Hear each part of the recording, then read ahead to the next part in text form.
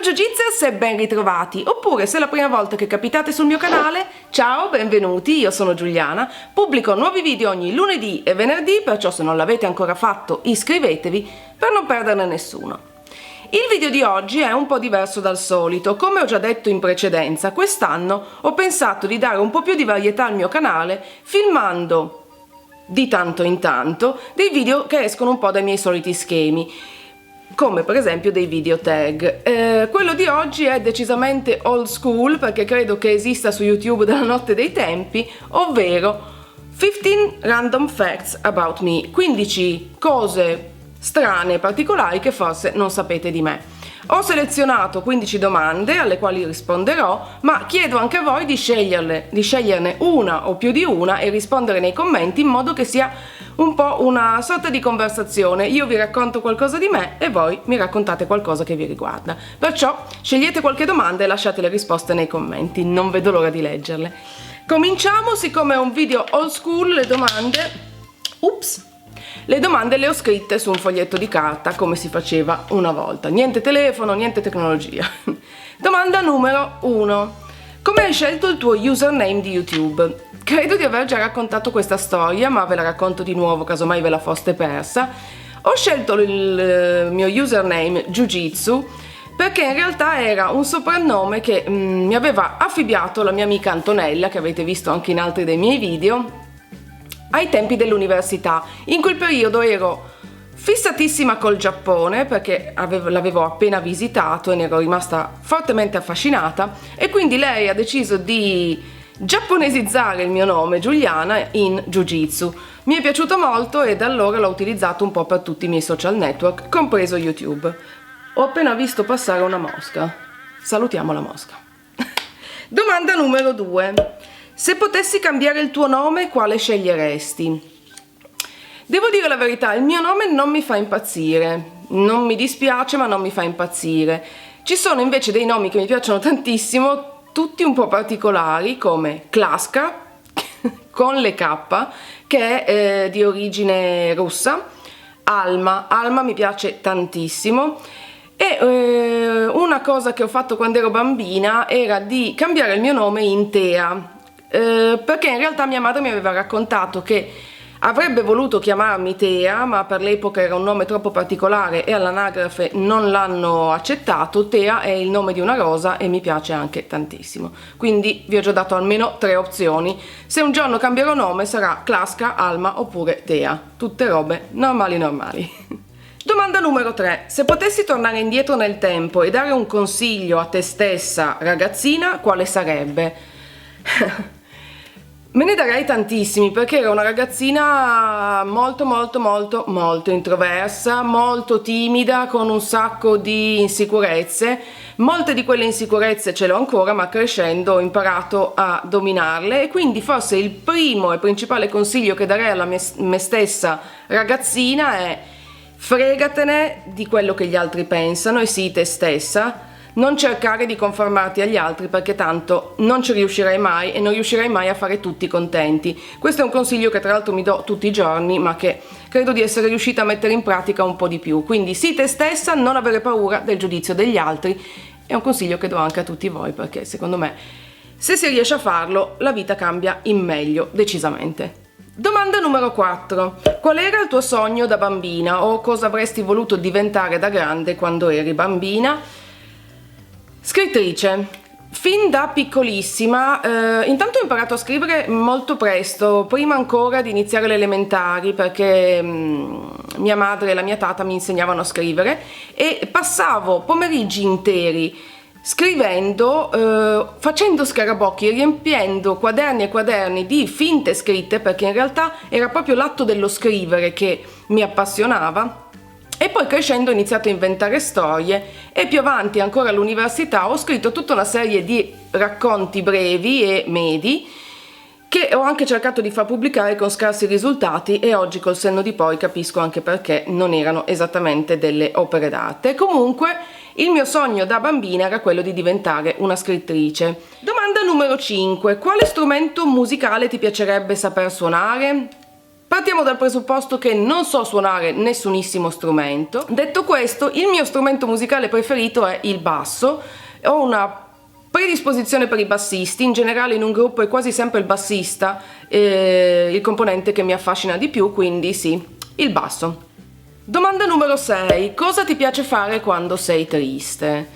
Quando sono triste mi piace staccare il cervello e quindi, detto così, mi piace diciamo rallentare i pensieri, perché la mia testa è un continuo frullare di idee che si sovrappongono, il che comporta anche il fatto che ho una scarsissima memoria e pochissima precisione, sono una molto confusionaria.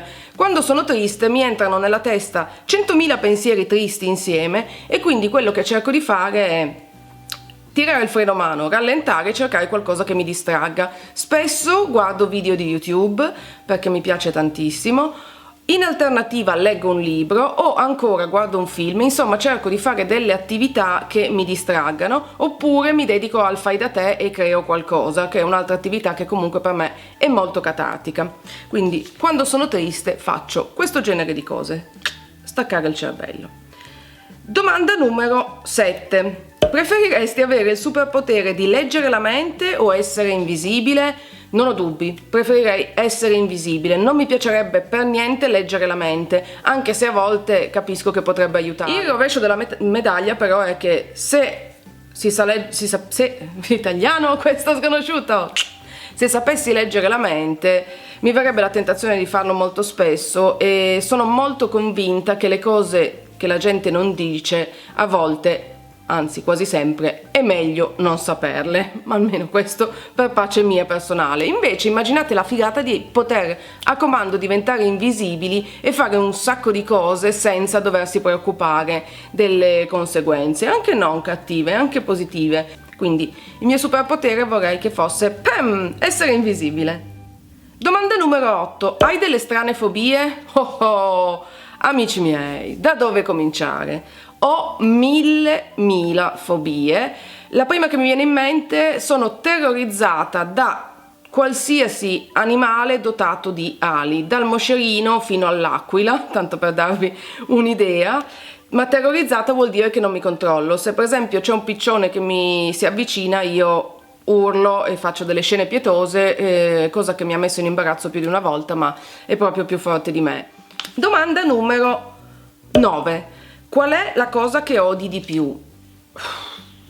La cosa che odio di più in generale è l'arroganza. L'arroganza mi indispone in un modo quasi ingestibile. Le persone arroganti ho proprio una repulsione per le persone troppo piene di sé e troppo sicure di sé e arroganti.